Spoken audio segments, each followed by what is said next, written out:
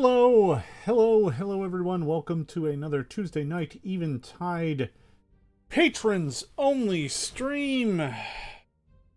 How's it going, everybody? Been a wild week since last we talked. A week ago today, I talked to all of you about the roadmap for 2023 and what I have in store for Eventide and the project going forward. So let's put all that over here for a bit, because the past few days have seen some pretty dramatic revelations about the open game license, its future, and the challenges that might, I do want to stress might, be in there.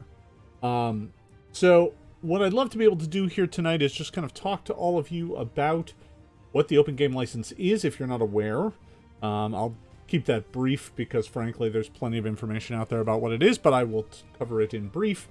And then I'll talk about the most recent developments and the leaks of a possible version 1.1 of the OGL, a new version, and what that might mean for Eventide. Now, before I get anywhere into this, I want to stress one thing. I'm talking about Minotaur Games, and I'm talking about Eventide and Hopefinder here. I am not talking about Paizo. Paizo will make its own decisions and make its own choices. My views and opinions here are in relation to my own private side products and should not be used in any way to construe anything about Paizo's plans.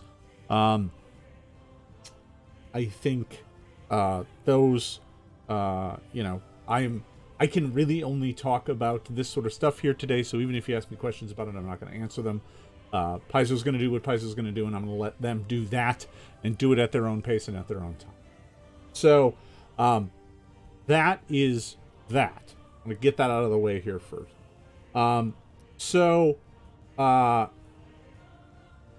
Here's the history of all this.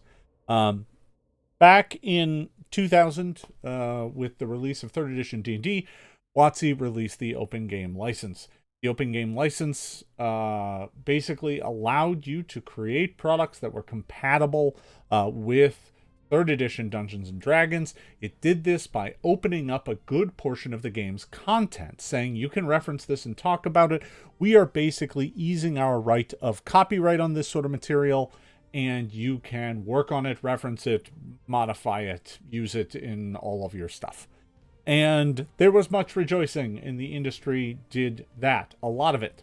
At the same time, there was a separate license to be able to use a D20 bug to put on your product. That isn't really relevant to what we're talking about here. But over the years, the Open Game License became the backbone of not just Pathfinder, but many games. There were many games that used the Open Game License as the basic framework for their rules engine. And at first, it was mostly because they were drawing upon elements of Dungeons and Dragons. They were creating supplements and modules and adventures and stuff. But over time, people started using the OGL for other purposes. They started making different versions of Dungeons and Dragons. They would make 1st edition retro clones and things like that because they opened up the concepts, which allowed them to go in and change the mechanics to basically be what OD&D was, right? 1st edition or some other derivation thereof. And they did all of this because the OGL version 1.0 gave free ability to use all of the content in what was called the system reference document, the SRD. So the SRD contains things like Wizard and Fireball and Familiars and all sorts of stuff, right? Owlbears and Mimics and Gelatinous Cubes and all the stuff. It also is filled with stuff that's frankly public domain. It's got Medusas in it and mummies and zombies and vampires and all that sort of stuff. That is all already technically not something that Wizards owns. Now, the big thing that this also allows you to do is reference the copyrightable method that these rules are constructed, right? So no one can own the concept of rolling a d20 and adding a number to it and determining whether or not you succeed on a attack roll. No one can copyright that. That's a concept. It's a rule, not a piece of copyrighted work. There's no artistry to it. But if I, write a complex feat that talks about how you make attack rolls and things like that, that individual bit of text could be something that could be copywritten. So the open game license does a lot of things. It allows you to reference this material. It gives you kind of safe harbor to make this sort of stuff.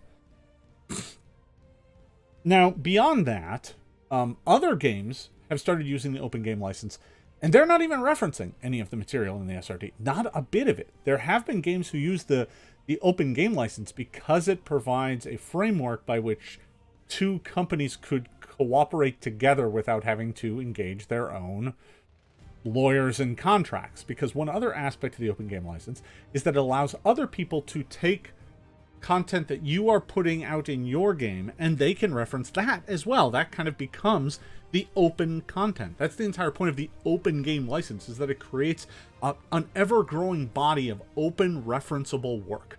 And in your work, you're supposed to designate that work, that piece of the work, which is closed content or your protected intellectual property, and that part of it, which is open content. So if you look at Eventide and think about that, the open content in Eventide will be things like the Penumbrist class and the Shadow Stalker stat block and the Gaunt stat block. Those things I am contributing to the open game community. I am designating those as open content. Wolfrin and the story of Eventide and the events and everything about Wormbone and the Icescar Valley, that is closed content. That is my intellectual property. It is my game world. It's my story. It's my history. So that is closed content. So flash forward to today, and the open game license has been going strong for 20 years, and many games are based on it, not least of which Pathfinder 2nd Edition. Now, Pathfinder 1st Edition was obviously very close to Pathfinder 3.5. Pathfinder 2nd Edition is quite a big step away from the rules of 3.5. It's an entirely re-envisioned rule set, and everything I have created for Hopefinder and for Eventide is made to be compatible with Pathfinder 2nd Edition. That means that I am using the Open Game License version 1.0a to indicate compatibility, along with the Pathfinder compatibility license, to include a bug that says this is compatible with Pathfinder, and it allows me to reference Pathfinder's trademark, which is the Pathfinder role-playing game. These licenses allow Eventide and Hopefinder to exist. Without them, I could not make a hack of a game I personally don't own, so that wouldn't work. And without them, I couldn't make a game module, right? And a world that is compatible with that. So the framework here, the open game license, allows kind of Eventide and Hopefinder to exist. So that brings us to the events of the past week. And I'm going to talk about these only in terms of what is known publicly. Okay? So there has been, over the past week, there has been some articles that have dropped from some reputable news sites. And there have been some published leaks of a proposed version 1.1 of the Open Game License. According to the stories that I have read, WotC has been in talks with various third-party publishers. Not me as a third-party publisher. Not Minotaur Games. And they have been in talks with them about this new OGL, and some people have seen it. And depending on who you listen to or who you talk to, it's also possible that someone inside of Wizards leaked it. But the entire text of the document has been leaked. We do not know, I do not know, whether or not this document is the final version. I don't know. All I can do is tell you what I believe based on what it currently says and what it means for me if it were to be published in its current form. That may change, and that will change my opinion on things. But right now, my understanding is pretty scary stuff. So at the heart of it The document contains some framework stuff about, reporting to wizards and paying them a royalty if you make more than $750,000 gross, which, honestly, if I'm making $750,000 gross on Eventide and Hopefinder, I'm not aware of it. But there would still be some amount of reporting I would have to do even for my smaller imprint. That's a part of it. There are some other aspects of it too about things you cannot do with it, like the Hopefinder module for Foundry would no longer be allowed because that is an electronic expression that is not fixed. There's terms in there that say basically all you can make is print products in PDF, maybe EPUBs or something, but that's it. You can't make virtual tabletops and other digital tools. You couldn't make video games. You couldn't make a ton of stuff. So,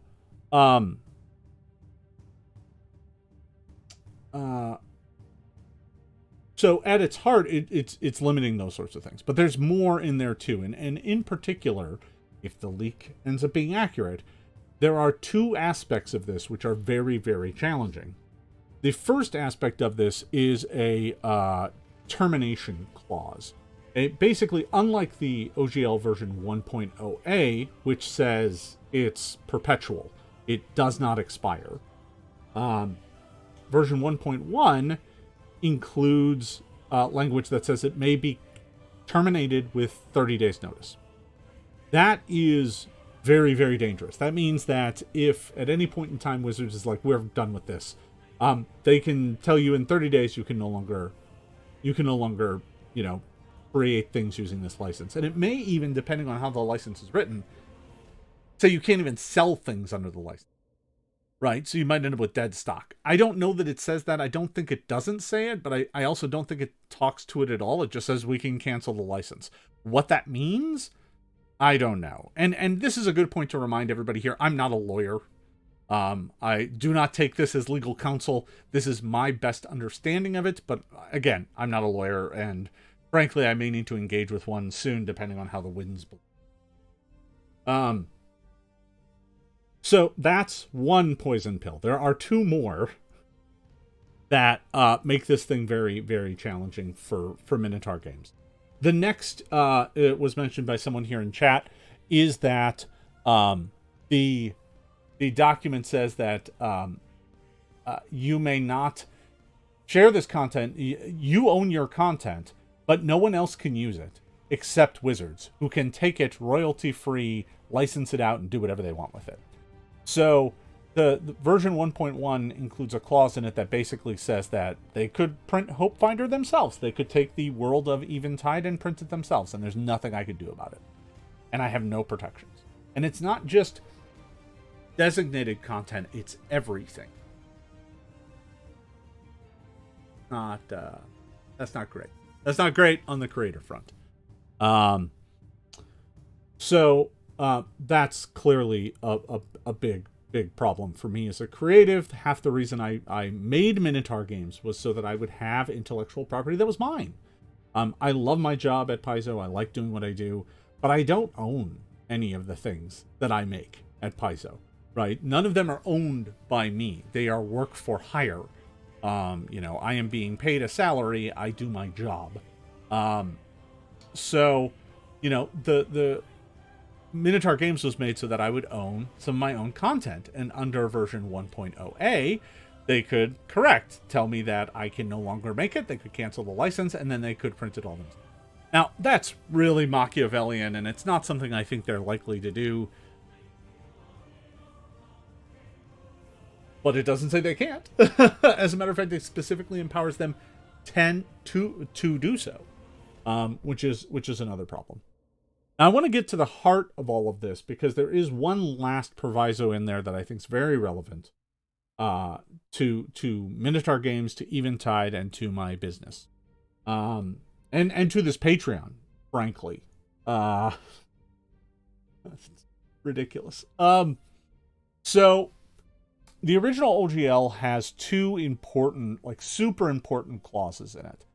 OGL version 1.0a has two critical clauses in it. One is clause 4 that says you get perpetual rights to use all of the SRD material, and it's royalty free, and yada yada yada. Note that perpetual is not the same as irrevocable. Not how that works. Perpetual just means it doesn't need to be renewed.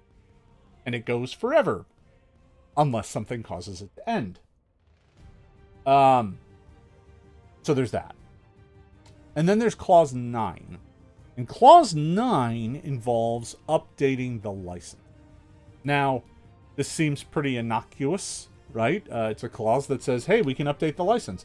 But if we do, you can use any authorized version of the license. So we can't lock you into using a new version. You could go and use a different authorized version. Version 1.1 includes the sentence, and I'm paraphrasing here. Again, I don't have this note in front of me.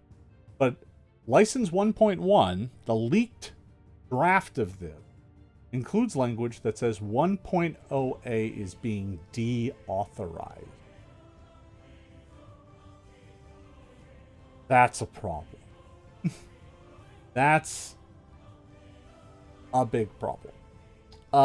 Because if they can hold that up, then I can no longer publish under the OGL version 1.0a.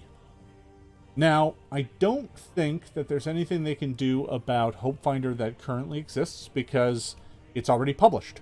It is in a fixed form. It already exists. It was enacted in good faith on the agreement in the terms that I knew, and it already exists in that form with, at the time of its publication, an authorized license. I do not know what that means about anything going forward, to the point that I don't even know whether or not it means I can't do a print version of HopeFinder. Because creating a print version might be considered another enaction of the license. I don't know legally whether or not that's going to be allowed. And frankly, there's no one for me to ask because the license isn't actually out yet, right? So right now we've got a leak of the license that is probably a draft.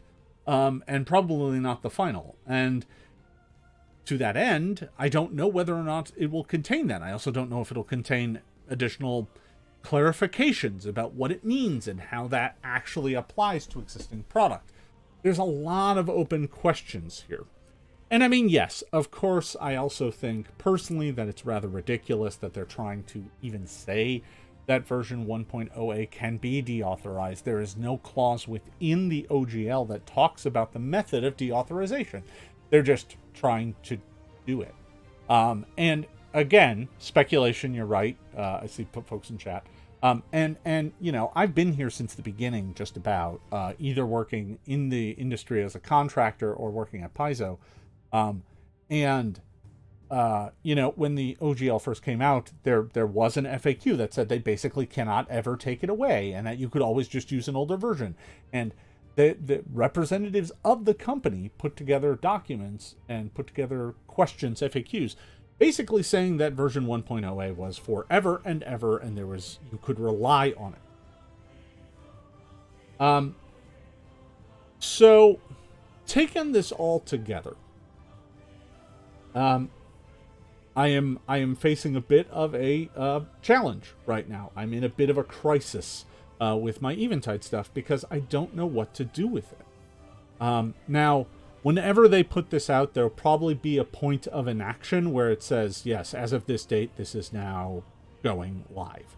I believe the draft said it was something like this Friday or something, but I don't know that they can do that now with it not even being out officially yet. So the challenge here is that I don't know any timelines, I don't know any timetables, and I don't know what my rights and abilities are because, frankly, I'm just working on rumors and leaked documents and not official statements. So, just to clear something up in the chat, Ryan Dancy was not the author of the version of the OGL. He was involved. He was a senior member of the D&D team when the OGL was drafted, but he was not the author. The author was a lawyer. These documents are always authored by lawyers. So there are, and Ryan's even going on some shows. Yeah, no, Ryan's going on some shows here soon to talk about this, and I've heard all that I need to know. I just think that right now we're all in kind of a wait and see mode, right? Because I in particular can't make any official decisions until I've seen what it is. But I can tell you all this. There is no way in hell that Minotaur Games is going to sign the OGL version 1.1 if it resembles the current draft version. There's no way. There's no way I will do that. I will not hand over my intellectual property to Wizards for free. I will not agree to give them financial reportings. I will not agree to sign my my business's future into their hands that they could terminate with 30 days notice. I am unwilling to agree to any of those provisions. What that means for Eventide, I don't know. What does that mean for Hopefinder? I don't know. I will need to wait and see what the license looks like. There is a world in which, it's basically just a carbon copy of version 1.0a, and maybe that makes it okay. I don't know.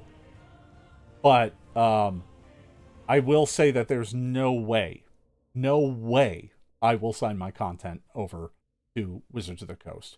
That's just a non-starter for me. If that is my only option left over, I'm really sorry to say it, but I will close up shop, take my ball, and go home. Now, I do want to stress that all of you who have been here for me, you're going to get this content one way or the other. At least up to what I've created up to this point. I'm not going to leave all of you high and dry. And even if that means I have to rush some parts of it out immediately, just so that you have it in whatever form it is in at that point, I will do that. I will make that happen. So you all will get whatever I can give you, whatever time will allow me to produce, while version 1.0a is still authorized, whatever that means. The fact that the license doesn't include any clauses about deauthorization and the process and mechanisms for doing that tells me that they are on very thin ice. It's an interesting word. And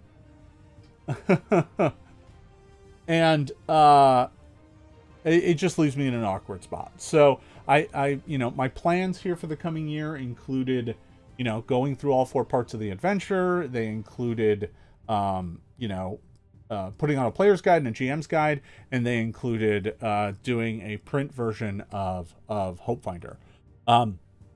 Right now, I don't know how much of that I'll be able to accomplish in the time that I have, because I don't know how much time I have. I may have all year. I may have till next year. I may have all the time I need to do the bits and pieces that I need to do.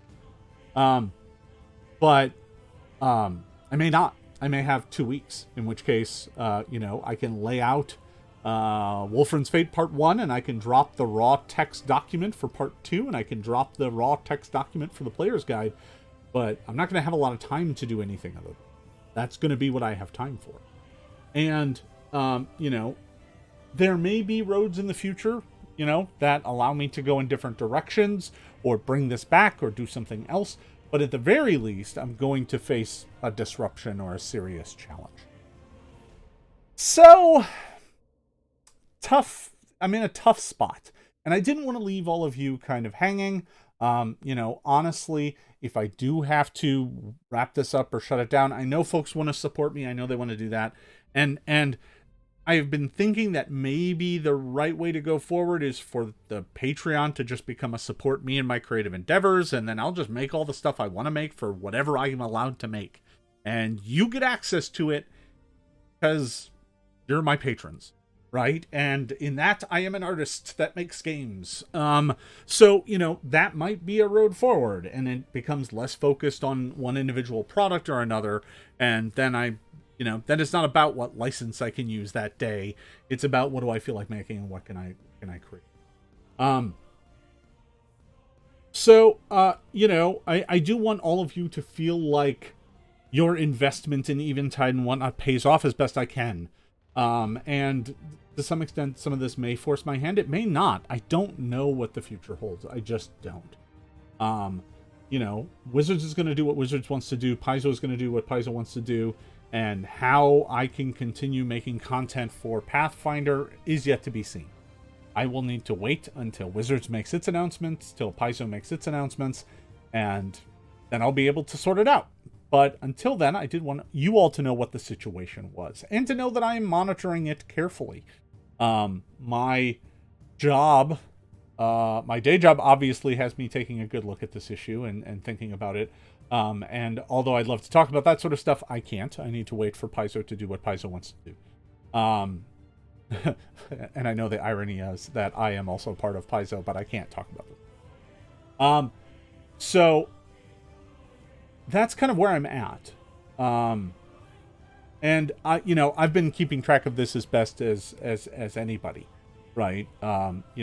Yes, I saw the fact that through D&D Beyond's Twitter feed today, they said they were going to make some announcements about it soon. Thank you for the certainty. I'm looking forward to soon, whenever that is. As soon as they do that, I'll be able to kind of take a look at it and make some decisions. But I can't make those decisions until they've been announced. And right now we're just dealing with a leaked document that frankly is pretty terrible. It's one of the most kind of draconian things I think I've seen come out of a game company file. Especially in our industry, which has generally been kind of more friendly. I understand that there was a period of time in the, 80s and 90s where TSR would just sue anybody who touched anything related to it. And frankly, the OGL came out as kind of a safe harbor for everybody so that people would stop suing each other. And the OGL has done great on that regard. But I don't feel like this move is creating an open game community. I think it's creating a closed garden that Wizards own. And that Wizards makes all the money off of. And I didn't create Eventide to pay Wizards money. Just didn't. I created it so that I could share my passion in a world with all of you. I didn't even really make it to make a whole bunch of money. I made it so that I would have something that's mine, that I could play around with, that was my expression of gaming. And I still want to share that all with you, but I'm just going to have to find a way to do it. And, maybe that means going to a system-neutral world setting with no real mechanics in it. I don't really want to do that. I think giving a mechanical framework for the game is important, right? It's one of the things I'm really good at. So, we're going to have to see how it all plays out. I encourage you to, continue paying attention to this discussion as it moves forward. Undoubtedly, announcements will be forthcoming. When? Again, folks, I don't know. And anything I do know, I can't tell you. So, I think that's kind of where we're at. If folks have any questions or anything, I'm happy to hang out here for a little bit and answer them. But there really isn't a lot more to say. I mean, honestly, with some of the announcements today about like Kobold Press going its own way and some of the other bigger players looking at going other ways, I think, it's pretty clear that a lot of companies are afraid that this leaked version is the final version. And that it is going to take a really hard bite out of their business, right? The royalty, 25% of every dollar over 750K or something. That's a lot of money. Most game products, if they're sold through distribution, have like a margin of like 45%. That's how much you get paid. So if the thing costs $10, you get $4.50. And Wizards wants $2.50. So of every $10 sale over 750K. So now you're left with $2 to pay printing and writing and art, and that's ludicrous. That's really ridiculous. So, I'm not saying I'm making that much money, not even close to it, but there's no way you can survive off paying that kind of royalty. Not in this industry. We don't make enough money.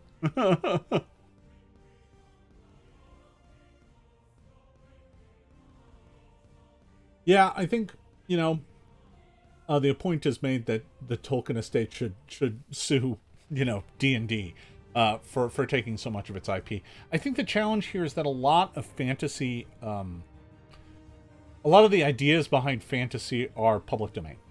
Nobody owns the concept of an elf.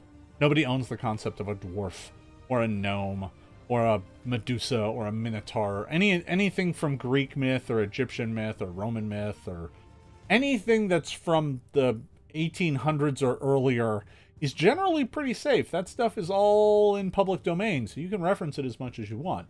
Now, obviously, the Tolkien estate is still... They got death of author plus, 70 years? So we still have a good 20, 30 years before that becomes open content. Before that becomes public domain. And frankly, with the way they keep revising it, it may never become open public domain. So...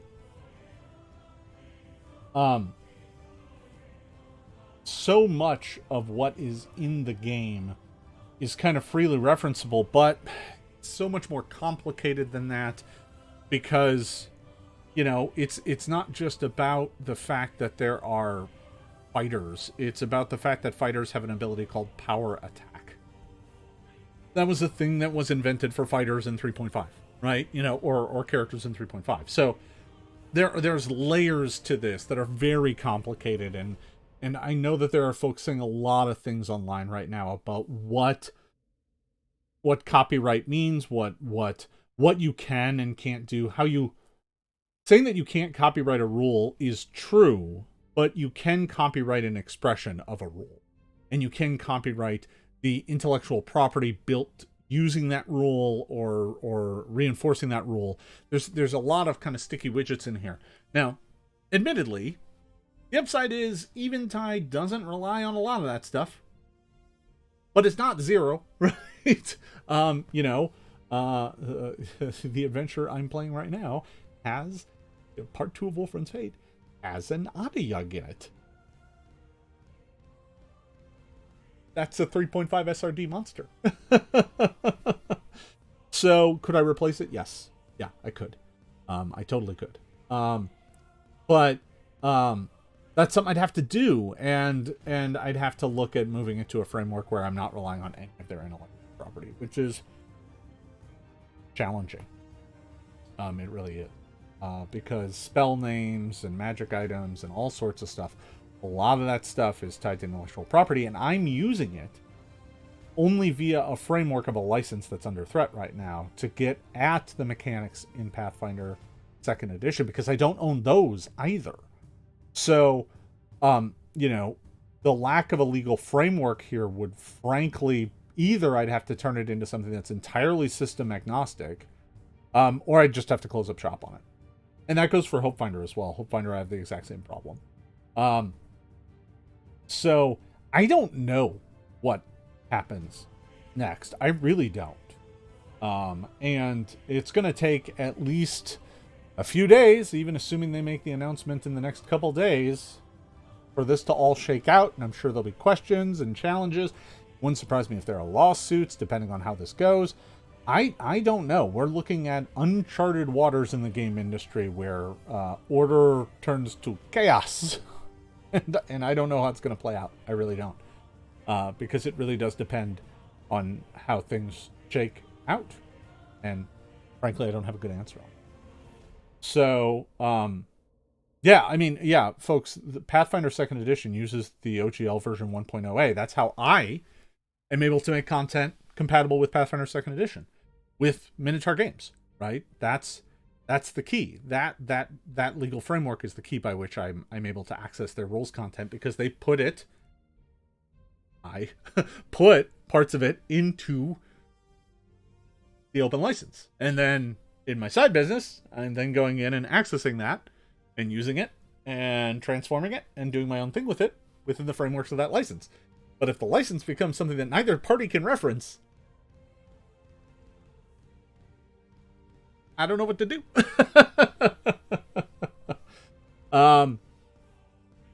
Yeah. So that's kind of the mess that we're in right now. And, how WotC decides to move in this arena, how Paizo decides to move in this arena will entirely determine what I can and cannot do with Eventide and with Hopefinder moving forward. And, suffice to say, I haven't really moved much in the documents in the past week. I meant to start layout this past weekend, but that just didn't happen. And as I said, if the writing is on the wall and I'm running out of time on 1OA, but I can still publish under it while there's a time frame, I will work as hard and as fast as possible to get part 1 of Wolfram's Fate done and out. And, screw it, for sale. Why not? But what happens to part 2, part 3, part 4? I have no idea. I just don't, because I don't know what legal framework I'm going to have to work with. That's pretty scary, because I've been working on this for a year, and I've invested a lot of my time, a lot of capital, a lot of, brain space and resources, and, making all this stuff happen. So that's kind of where we're at. It's been an exciting couple of days. And yeah, if there is a legal challenge on this, it could take years to resolve. That's absolutely true. And I'm not interested in getting a C&D, right? I don't. Minotaur Games does not employ a lawyer. I don't have one on retainer. So, frankly, the amount that sort of stuff costs would drive Minotaur Games out of it. Doesn't have the capital for any sort of sustained legal fight. So if anyone's going to do it, it's got to be somebody bigger than me. Could I move to a new system such as Kobold Press or Cypher? Maybe. I'd have to learn. I mean, whatever Kobold Press is trying to do, I don't even know. I'm assuming whatever Kobold Press is going to try and do is going to be more akin to 5th edition. And although I do know Cypher, I don't know it well enough to design for it right now. And I'm not sure what that would do to what I've built. Hopefinder is if I can't if I can't use version 1.0a, I don't know what happens to Hopefinder. I think Hopefinder is dead. Which sucks, because I really like it, and it's been my most successful thing I've ever put on Drive-Thru RPG. But without the OGL, it doesn't exist. It doesn't work, because it's built off of Pathfinder 2nd Edition. It needs all of that to work. It's not even like it's its own standalone module or something. It has a module in it. It needs Pathfinder to function. So I'm hoping that all existing products can just remain, but I don't know. Again, just dealing with leaked documents. So how that actually plays out is kind of unclear right now. And undoubtedly, there's going to be a lot of questions and a lot of discussion in the community about what all of this means when we do find out. But frankly, until then, it's just kind of wait and see. So that's what I'm doing right now. Waiting and seeing. But I did want to reach out and talk to all of you and kind of let you know what kind of a pickle I view the game to be in. Ben asking if I signed the Open D&D petition that Roll for Combat helped set up. I have not. My primary role in the game industry is as the director of game design for Paizo, and frankly, I am staying out of it publicly for the time being. It's just prudent. Until some things shake out, we don't like to talk about things until we know one way or another, because talking about things in public can get you in trouble. And I'm not interested in being in trouble. And I'm not talking about Paizo or anything like that. Saying things in public can get you into legal hotspots if you don't know what you're doing. And I'm not saying that anyone's done anything. I don't even want to imply that that's what anyone's done with that. But it's not a hill I want to go climb up on. I mean, honestly, Tiger Eyes, the point that you're making is that if they just put out a 1.1 license and say 1.0a is still a thing that exists and we don't care, great. That's fine. As long as I don't have to sign it, I don't care. So, but I don't have any indication that that's what they're going to do either.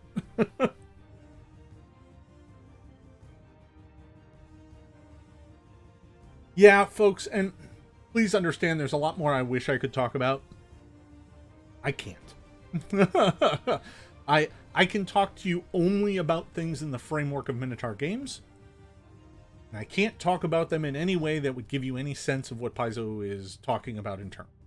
That's no bueno. I am in way too deep to make those sorts of discussions. So I don't need to get in trouble. And I appreciate that all of you understand that that is a challenge and a stricture. When you're as senior as I am, you know a lot of stuff. And I just have to be careful right now. So, Minotaur Games is playing wait and see. I need the license to come out, and I need players much bigger than my tiny little imprint to make their decision. So that's what we're doing. I want to thank you all for supporting me. Like I said, my commitment here, if to close this out, there's one thing above all other things that I'm committed to doing. And that is ensuring that all of you get as much of Eventide that I can give you under whatever license or terms are given to. So if if the worst case scenario is 1.0a is dead, then I will quickly, as quickly as possible, create and release whatever bits of Eventide I possibly can. And those will all come out immediately. If I have a longer period of time, I may keep my current plans and keep things going as best I can for as long as I can. If they walk it entirely back and I don't have to worry about their, nonsense license, and I can continue producing things that are compatible with Pathfinder 2 under license V10A, I'll do that. And you'll get it at the schedule I talked about last week, roughly. Minus this little hiccup of a delay.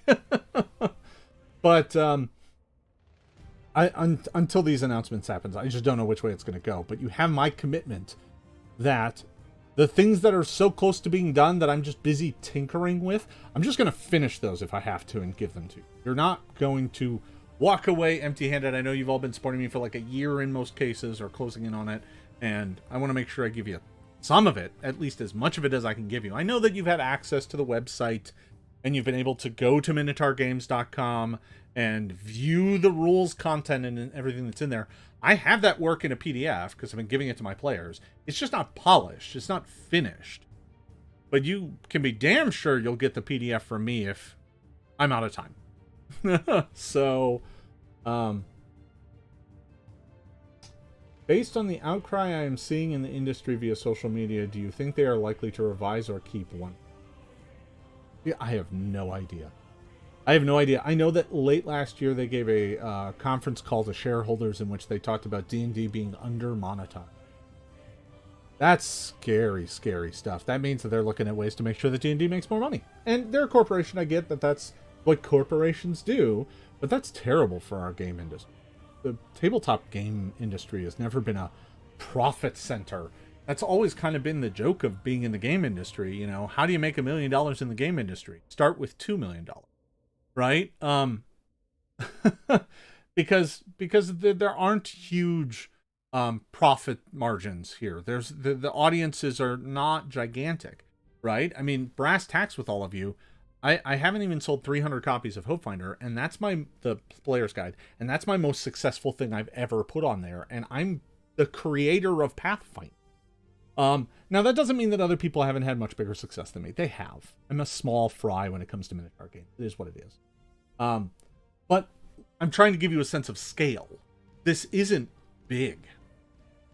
And coming in here and saying, oh, we need to make more money out of this, and we're going to squeeze it out of everybody else, I don't know how that's going to work. So, are they likely to change it? I have no idea. Tiger Eyes, thank you for that. By the way, I appreciate that. Many of you are very dedicated in your support. I do appreciate that. I really do. Katrina, thank you. I do appreciate that. And there's a lot of folks here who sometimes I only see you by name and you haven't been in a lot of streams, or maybe you watch the videos later. I appreciate you stopping by here today. I appreciate getting a chance to chat with all of you about all this. This is one of the bigger crowds we've had for a Tuesday night. you know, it's big news. So stay tuned. This isn't the end right now. Right now, we're just waiting and seeing. So we'll see how it kind of goes from here on out. I honestly don't know what the future holds. I'm hoping that in the next few days, WotC will make some sort of announcement, but, and I'm not joking here, I have no idea. I literally don't. I have no idea what they're going to say and when they're going to say it. So maybe this week, maybe next week, maybe 2 months from now. I don't know. I'm hoping that the major disruption from all of this at least subsides so I can get my focus back and get back to work. But, you know, frankly, right now it's just a whirlwind and we're all just trying to hang on and see where it takes us. So, that's what I got, folks. Yeah. Yeah, folks. I don't know where it's going to go. I appreciate you all coming along with me for the ride here today. I appreciate you all hanging out and chatting with me. I think that's about all I got here. I got a stream coming up in about 14 minutes now. Over on Twitch, we're going to be playing some Wrath of the Righteous. I do that every Tuesday over on Twitch. So I'm going to go enjoy a video game which is made under version 1.0a's license, which would be illegal under the leaked version of 1.1. So come join me for some more 1.0a fun while it lasts. Folks, thanks for hanging out. Thanks for having this discussion with me. I do appreciate all of you. I appreciate all of your support. I guarantee you that no matter what happens, you will get some parts of Eventide, as many as I can give you, as long as the license holds out. We will see how it goes. Hopefully I can give you the whole thing. That's my goal. We'll see if the sorcerers on the shore allow me to do so. Thanks for hanging out with me here tonight. We'll see you next time.